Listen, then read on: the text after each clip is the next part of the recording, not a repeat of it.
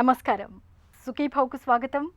దీపావళి పర్వదినాల్లో ఇంటా బయట ఒకటే సందడిగా ఉంటుంది. కాకరపూలు, చిచ్చుబుడ్లు, రాకెట్లు, మతాబులు ఇలా బాణసంచాను కాలుస్తూ పిల్లలు పెద్దలు చేసే సందడితో ఇల్లంతా ఒకటే కన్నుల పండుగగా ఉంటుంది. టపాసుల మోతలు, వెలుగులు విరజమ్మే కాకరపూలు, రివ్వును నింగికెగరేసే తారాజువ్వలు, నట్టింట చక్కర్లు కొట్టే భూచక్రాలు, ఇంత ఆనందాన్ని పంచే దివ్యల పర్వదినం దీపావళి అంటే పిల్లలకు చాలా ఇష్టం. అయితే దీపావళి ఇంటిల్లిపాదికి ఎంత ఆనందాన్ని పంచుతుందో కొన్ని సందర్భాల్లో అంత విషాదాన్ని కూడా మిగులుస్తుంది. బాణసంచాను కాల్చడంలో సరైన జాగ్రత్తలు తీసుకోకపోతే కాలిన గాయాలు మొదలుకొని చూపు దెబ్బతినడం, వినికిడి లోపం రావడం వంటి సమస్యలు వచ్చి పడుతూ ఉంటాయి. ఈ నేపథ్యంలో దీపావళి పర్వదినాల్లో బాణసంచాను కాల్చడంలో తీసుకోవాల్సిన జాగ్రత్తల గురించి ఇప్పుడు తెలుసుకుందాం.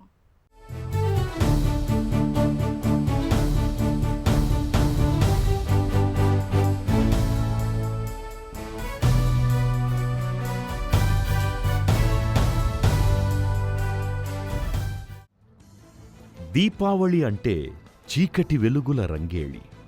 చుట్టూ చీకట్లు ఆవరిస్తున్న వేళ దీపాలు వెలుగురేఖలై విచ్చుకుంటాయి.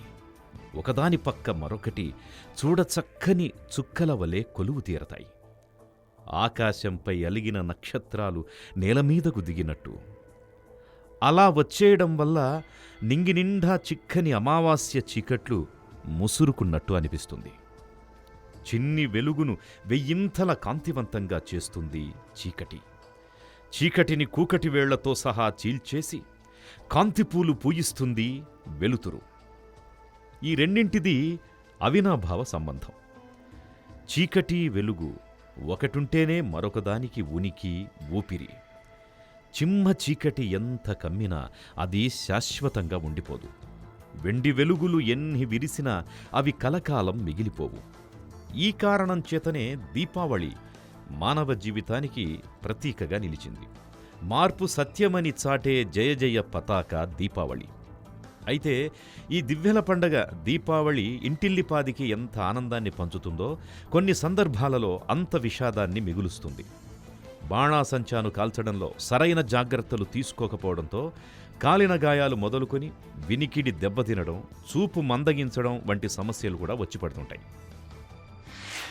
భారతదేశంలో అనేక శతాబ్దాలుగా జరుపుకున్నటువంటి పండగల్లో ముఖ్యంగా చెప్పుకోదగినది మన దీపావళి. దీపాలతో జరుపుకునేటువంటి పండగ పోనుగా దీపాల ఇది తగ్గిపోయి, లేదా దీపం వెలిగించటం అనేటువంటి సాంప్రదాయం తగ్గిపోయి ఎక్కువగా టపాకాయలు, చిచ్చుబుడ్లు, రాకెట్స్ కానివ్వండి, రకరకాల ఎక్స్ప్లోజివ్స్ తోటి శబ్దావళిగా కూడా మారుతోంది. అయితే టపాకాయలు తయారు చేసేటువంటి పద్ధతుల్లో అనేక రకాలైనటువంటి మార్పులు వచ్చాయి. రకరకాల కెమికల్స్ని కలపటం, దీని ద్వారా రకరకాల దుష్పరిణామాలు మనకి, మన చుట్టూతో ఉన్నటువంటి పర్యావరణానికి, మళ్ళీ పర్యావరణం ద్వారా మనకి కలుగుతుంటాయి. టపాకాయలు పేలటం ద్వారా ఒకటి పార్టికులేట్ మ్యాటర్ అనేది బాగా పెరుగుతుంది. ఈ పార్టికులేట్ మ్యాటర్తో పాటు రకరకాల కెమికల్స్, గ్యాసెస్ ప్రొడ్యూస్ చేస్తాయి. సల్ఫర్ డైఆక్సైడ్ కానివ్వండి, కార్బన్ డైఆక్సైడ్ కానివ్వండి, ఇలా రకరకాల కెమికల్స్తో వచ్చినటువంటి కెమికల్ పొల్యూషను, పార్టికులేట్ మ్యాటర్ని అది గాలిలోనే చలికాలం అవటం వల్ల గాలిలోనే ఉండటం వలన రకరకాల హెల్త్ ప్రాబ్లమ్స్ వస్తాయి. దీపావళి పర్వదినాలలో బాణాసంచాను కాల్చడంలో అజాగ్రత్త అన్నది ఏమాత్రం పనికిరాదు. ఏ కాస్త నిర్లక్ష్యంగా ఉన్నా ఏ టపాకాయో పేలి కాళ్ళు, చేతులు, ఒంటిపై కాలిన గాయాలు అవుతుంటాయి. టీనేజ్ పిల్లలు, కుర్రకారులో చాలామంది పటాకులను చేతుల్లో పెట్టుకుని కాలుస్తుంటారు. దీనివల్ల చేతులు కాలడమే కాదు, నిప్పురవ్వలు మీద పడి ఒళ్ళు కూడా కాలుతుంటుంది. అలాగే పేలని టపాకాయలన్నింటినీ సేకరించి వాటిలోని పొటాష్ పొడిని బయటకు తీసి ఒక పేపర్లో వేసి దానికి నిప్పంటిస్తుంటారు కొంతమంది ఆకతాయి పిల్లలు. ఇలాంటప్పుడు పొటాష్ పొడిలోని నిప్పురవ్వలు పైకెగిరి ముఖం కాలే ప్రమాదం కూడా ఉంది.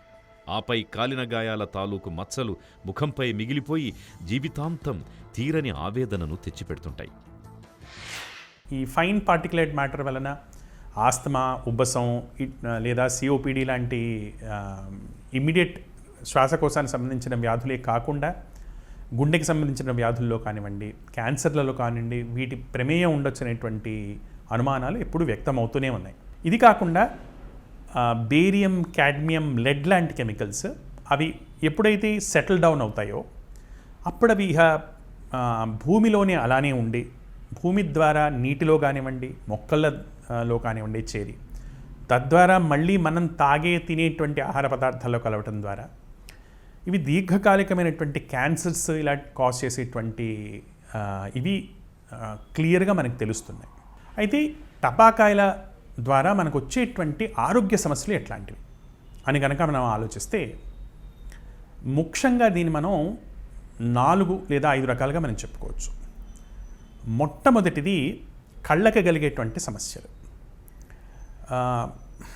ఏదన్నా పేలుడు పదార్థానికి దగ్గరగా వెళ్ళి వెలిగించడం ద్వారా దాని నుంచి ఒకసారి అంటే సడన్గా వచ్చేటువంటి లైట్ ఫ్లాషెస్ ద్వారా కానివ్వండి, లేదా పేలుడు పదార్థం వచ్చి కంటికి తగలటం ద్వారా కానివ్వండి, కంటికి దెబ్బతినేటువంటి అవకాశాలు చాలా ఉంటాయి.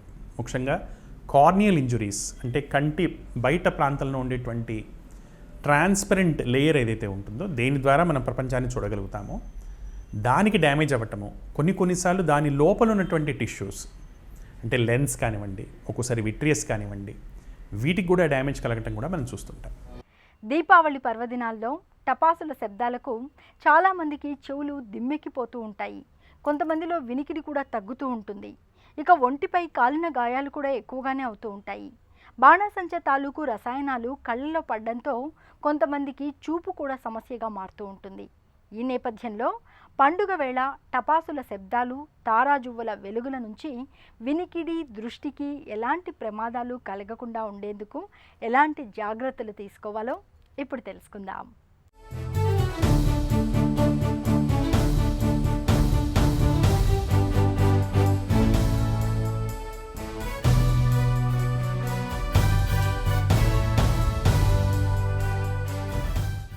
దీపం ఒక్కటి వెలిగిస్తేనే బోలెడు వెలుగు. అలాంటి దీపాలు ఒకటి తర్వాత ఒకటిగా కొలువైతే ఇల్లంతా వెలుగు, వీధంతా వెలుగు. ఇలా ప్రతి ఇల్లు దివ్యల తోరణమైతే ఊరంతా వెలుగే. ఊళ్ళన్నీ వెలుగు పువ్వులైతే దేశానికి మహా వెలుగు. దీపావళి అలాంటి వెలుగుల పర్వదినం. దేశం నలుమూలలా కాంతిపుంజాలు వెల్లివిరిసే దివ్యల వనం. దీపావళి వస్తోందంటే పిల్లలకు వారం 10 రోజుల నుంచే సందడే సందడి. టపాసులు, పటాకుల్ని కాలుస్తూ పేలుస్తూ వీధులన్నింటినీ శబ్దాలతో హోరెత్తిస్తుంటారు. అయితే ఇలాంటప్పుడు బాణాసంచాను కాల్చే విషయంలో సరైన జాగ్రత్తలు తీసుకోకపోతే మాత్రం అవి పిల్లలకు హాని చేసే ప్రమాదం ఉంది. కాకరపూలు, చిచ్చుబుడ్లు కాల్చేటప్పుడు కొన్ని వెలుతురు రవ్వలు ఎగిరొచ్చి మన కళ్లల్లో పడే ప్రమాదం ఉంది. ఇక తారాజువ్వలు, బాంబుల్ని పేల్చేటప్పుడు కూడా వాటి తాలూకు నిప్పు రవ్వలు లేదా వాటి పక్కన ఉండే చిన్న చిన్న గులకరాళ్ల ముక్కలు దూసుకొచ్చి మన కళ్లల్లో పడే ప్రమాదం పొంచి ఉంటుంది. ఈ పరిణామాలు చూపును దెబ్బకొట్టే ప్రమాదం ఉంది. బాణాసంచా నుంచి దూసుకొచ్చే నిప్పురవ్వలు కొన్ని సందర్భాలలో కంటి చూపును పూర్తిగా దెబ్బతీసే ప్రమాదము ఉంది. ఎప్పుడు కూడా పేలుడు పదార్థాలకి ముఖ్యంగా చిన్నపిల్లలు, పెద్దవాళ్ళు లేకుండా ముఖంలో దాని లోపల ముఖం పెట్టి వెలిగించటం కానివ్వండి, బాంబ్స్ లాంటివి కానివ్వండి, చిచ్చుబుడ్లు లాంటివి కానివ్వండి, లేదా మామూలుగా ఇలా ఉవ్వెత్తున ఎగసేటువంటి వెలిగే స్వభావం కలిగినటువంటి పదార్థాలు కానివ్వండి.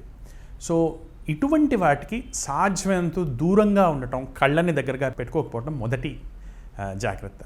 తెలియకుండా జరగటం వలన కళ్ళకి డ్యామేజ్ అయినటువంటి పక్షంలో వెంటనే శుభ్రమైనటువంటి చల్లటి నీళ్లతోటి కళ్ళని తొందరగా కడిగి స్టెరైల్ ప్యాడ్ అండ్ బ్యాండేజ్కి ఆయింట్మెంట్, యాంటీబయాటిక్ ఆయింట్మెంట్స్, మాక్సిఫ్లాక్సిసిన్ కానివ్వండి, క్లోరాంఫెనికాల్ కానివ్వండి, ఇటువంటి ఆయింట్మెంట్స్ అప్లై చేసినవి కళ్ళలో కంటికి పెట్టి ఎంత తొందరగా కుదిరితే అంత తొందరగా వెళ్ళి ఐ డాక్టర్స్కి చూపించుకోవాల్సినటువంటి అంటే ఆఫ్థాల్మాలజిస్ట్కి చూపించుకోవాల్సినటువంటి అవసరం ఎంతన్నా ఉంటుంది. ఇక రెండో రకమైనటువంటి ఇంజురీస్ చెవులకి సంబంధించేటువంటి సమస్యలు. ఇవి ముఖ్యంగా సన్నటి సందుల్లో పెద్ద పెద్ద బాంబులు పెట్టడం, ఇంటి లోపల బాంబులు పెట్టడం, నీటి కాలంలో సిటీస్లో స్పేస్ లేకపోవడం వల్ల అపార్ట్మెంట్స్ పక్కపక్కనే కట్టుకున్నటువంటి ఇళ్లల్లో బాంబుల ద్వారా యాంప్లిఫికేషన్ ఎఫెక్ట్ వచ్చి హై సౌండ్ ఒకటేసారి వచ్చినప్పుడు 110 డెసిబెల్స్ కన్నా ఎక్కువ సౌండ్ వచ్చినప్పుడు చెవికి డ్యామేజ్ అయ్యేటువంటి అవకాశాలు ఎక్కువగా ఉంటాయి. ఈ డ్యామేజ్ కూడా 2 రకాలుగా ఉంటుంది. ఒకటి వైబ్రేషన్, అంటే ఆ షాక్ వేవ్స్ అంటాం. ఇప్పుడు పవర్ఫుల్ బాంబ్స్, హైడ్రోజన్ బాంబ్స్ కానివ్వండి, ఇటువంటి బాంబ్స్ పేలినప్పుడు వచ్చేటువంటి షాక్ వేవ్స్ ద్వారా డైరెక్ట్గా మనం వినేటువంటి టింపానిక్ మెంబ్రేన్ అనేది రప్చర్ అయ్యేటువంటి అవకాశాలు ఉంటాయి. ఇవి మన చెవి దగ్గరగా అది పేలినప్పుడు, ముఖ్యంగా వాహనాల మీద వెళ్తున్నారు ఎవరన్నా, కింద ఉన్న బాంబు వాళ్ళు చూసుకోలేదు, వాళ్ళ పక్కనే పేలటం ద్వారా కానివ్వండి, ఇటువంటి ప్రమాదాలు ఎక్కువగా సంభవిస్తాయి. లేదా సన్నటి పరిసరాల్లో చుట్టుపక్కలన్నీ గోడలుండి మధ్యలో బాంబులు పేల్చడం ద్వారా వచ్చేటువంటి హై సౌండ్స్కి ఇటువంటివి ఎక్కువగా జరుగుతుంటాయి. ఇలానే కాకుండా కంటిన్యూస్గా హై సౌండ్స్ వలన చెవిలోని నరం దెబ్బతినేటువంటి అవకాశాలు కూడా చాలా ఉంటాయి. కొంతమందికి సున్నితమైనటువంటి మనస్తత్వం కలిగినటువంటి వాళ్ళకి సడన్గా బాంబ్ శబ్దాలు వినడం ద్వారా హార్ట్ అటాక్స్ రావడం కూడా అనేక సందర్భాల్లో మనం గమనిస్తుంటాం. దీపావళి వెలుగు దివ్యల పండగ. దీపాల వెలుగులు మన లోగిళ్లను దేదీప్యమానంగా మార్చేస్తాయి. దీపావళి పర్వదినాల్లో, దీపావళి రోజుల్లో పటాకుల శబ్దాలతో వీధులన్నీ దద్దరిల్లుతుంటాయి. ఎంత సౌండ్ వస్తే అంత గొప్ప అన్నట్లు యువత బాగా శబ్దాలొచ్చే టపాసుల్ని, బాంబుల్ని కాలుస్తుంటారు. ఇలాంటప్పుడు సహజంగానే సున్నితమైన నిర్మాణం కలిగిన చెవిలో లేనిపోని ఇబ్బందులొచ్చి పడే ప్రమాదం ఉంది. మనం వినే శబ్దాలు 70 డెసిబిల్స్కి మించితే వినికిడి లోపాలు తలెత్తే ప్రమాదం ఉంది. శబ్దాలను కొలిచే పరిమాణాన్ని డెసిబిల్స్ అంటారు.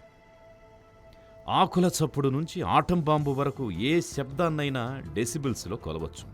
మనం కాస్త గట్టిగా మాట్లాడుకునే మాటలు 50 డెసిబిల్స్ మాత్రమే ఉంటాయి. అంటే దీపావళి టపాసులు మాత్రం దాదాపు 150 డెసిబిల్స్ దగ్గర పేలతాయి. 100 డెసిబిల్స్ని దాటి వినే శబ్దం ఏదైనా కూడా మన చెవులకి చాలా ఇబ్బందిని కలిగిస్తుంది. ఇక 140 డెసిబిల్స్ని దాటే శబ్దాల వల్ల మన కర్ణభేరి దెబ్బతినే అవకాశం ఉందని చెబుతున్నారు డాక్టర్లు.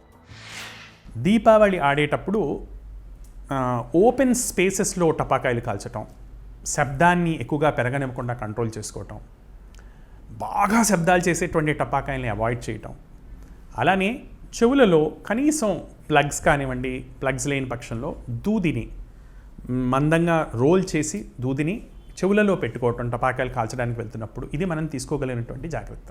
ఇక మూడో విషయానికి వస్తే చర్మానికి సంబంధించేటువంటి నష్టం. సో చిచ్చుబుడ్డులు కానివ్వండి, లేదా ఒకటేసారి ఇట్లా ఉప్పొంగి పేలేటువంటి పదార్థాలు కానివ్వండి, కాలేటువంటి పదార్థాలు కానివ్వండి, లేదా మన మతాబుల్ లాంటివి కానివ్వండి, లేదా రాకెట్స్ కానివ్వండి, ఇంకెవరో వెలిగించినటువంటి రాకెట్స్ కానివ్వండి, వీటినన్నిటి వల్ల డైరెక్ట్గా చర్మానికి ఆ వేడి లేదా నిప్పు తగిలి బర్న్స్ వచ్చేటువంటి అవకాశాలు చాలా ఎక్కువగా ఉంటాయి. ఇది బిగుతుగా అంటే వస్త్రాలు ధరించినటువంటి వాళ్ళకి, నైలాన్ కానివ్వండి, సింథటిక్ టెరిబుల్ కానివ్వండి, ఇటువంటి సింథటిక్ బట్టలు ధరించినటువంటి వాళ్ళకి కానివ్వండి ఈ నష్టం ఎక్కువగా ఉంటుంది. సో దీని ద్వారా ముఖానికి కానివ్వండి, ఎక్కువగా ముఖానికి లేదా మెడకి సంబంధించినటువంటి ప్రాంతాల్లో కానీ మొత్తం శరీరానికి మంట అంటుకొని దాని ద్వారా బర్న్స్ సంభవించేటువంటి అవకాశాలు ఎక్కువగా ఉంటాయి.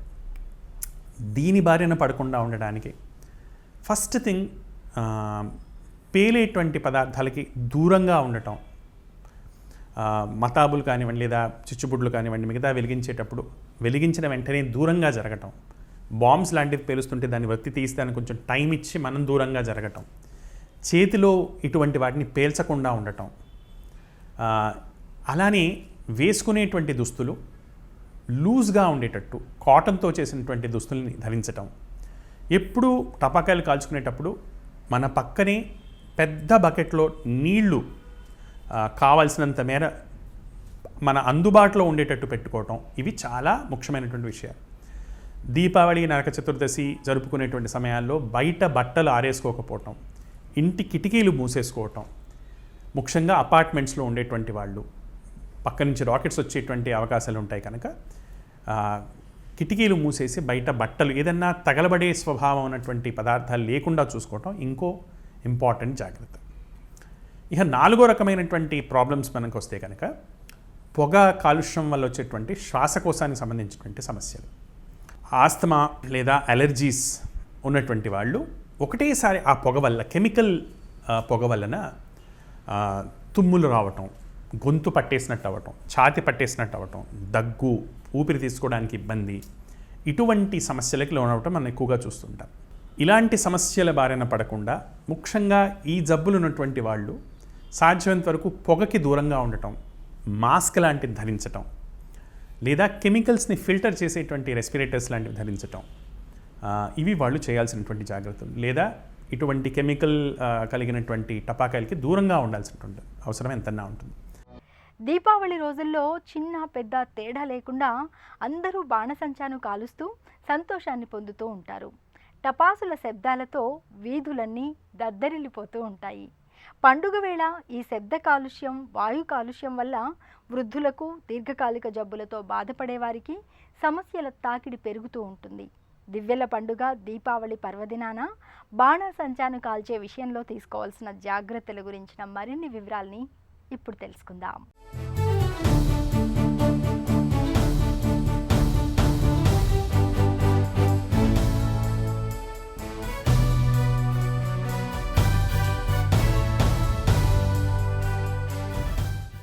కాంతులు విరజిమ్మే చిచ్చుబుడ్లు, నింగికెగిసే తారాజువ్వలు, మదిని దోచే మతాబులు, దడపుట్టించే టపాసుల మోతలు, చక్కర్లు కొట్టే భూచక్రాలు, మొత్తంగా దివ్యల దీపావళి అనేది ప్రజల్ని ఆనందడోలికల్లో ముంచెత్తుతూ ఉంటుంది.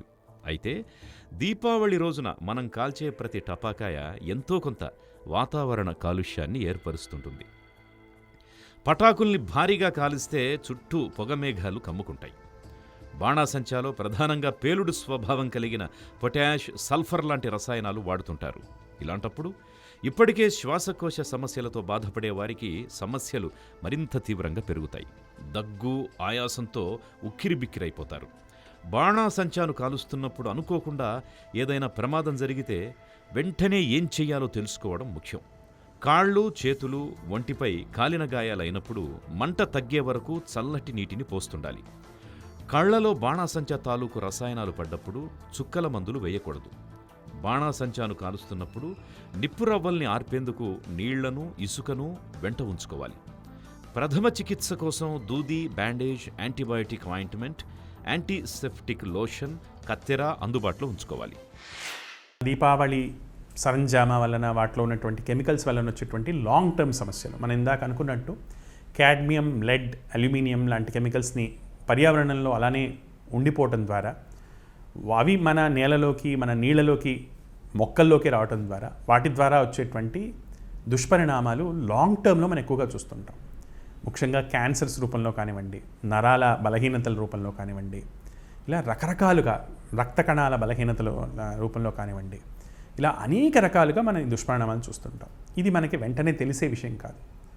అందుకు మన వంతు జాగ్రత్తగా ఇటువంటి హానికరమైనటువంటి పదార్థాలు లేకుండా ఉన్న టపాకాయల్ని మనం తీసుకోవటం, పక్క వాళ్ళని తీసుకునేటట్టు చేయటం మనం తీసుకోగలిగినటువంటి ప్రికాషన్. ఇక మరి ఇలా అయితే కొంతమంది అడిగేది ఏంటంటే, ఇలా అయితే అసలు దీపావళి పండుగని ఎలా చేసుకోవాలి, ఇక పూర్తిగా మానేయాలంటే యాక్చువల్గా అవసరం లేదు.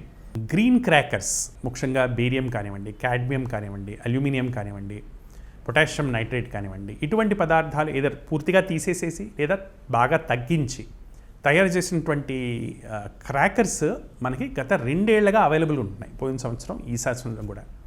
వీటిని గుర్తుపట్టడం ఎలా అంటే, క్రాకర్ వాటి కవర్స్ మీద సిఎస్ఐఆర్ యొక్క లోగో, అలానే క్యూఆర్ కోడ్, గ్రీన్ క్రాకర్స్ అని రాసి ఉండటం ప్లస్ సిఎస్ఐఆర్ లోగో ఉండటం అనేది మనం గమనించవచ్చు.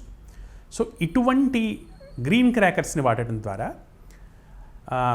చాలా డేంజరస్ కెమికల్స్ లేకపోవటం కానివ్వండి, లేదా 30 నుంచి 70% వాటిలో తగ్గించడం ద్వారా కానివ్వండి, కనీసం పర్యావరణానికి సంబంధించినటువంటి హానిని మనం తగ్గించడానికి మనకి వీలు కుదురుతుంది. దీపావళి రోజున బాణాసంచాను కాలుస్తున్నప్పుడు వదులైన ఖద్దరు, కాటన్ దుస్తుల్ని ధరించాలి.